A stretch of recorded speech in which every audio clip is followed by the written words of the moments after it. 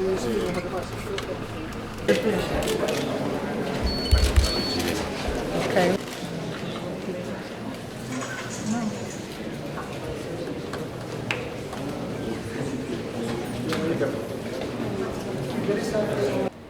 On the other hand, if the bubble formation rate was low, the bubbles would be so far apart that they never join up and thermalize.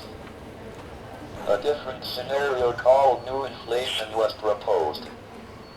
I have got into trouble in the past in assigning credit for new inflation, so I will just say I first encountered the idea when I visited Andrew Lind in Moscow in October 1981. This says that in the Euclidean regime, space-time is compact and without boundary. It is the only natural boundary condition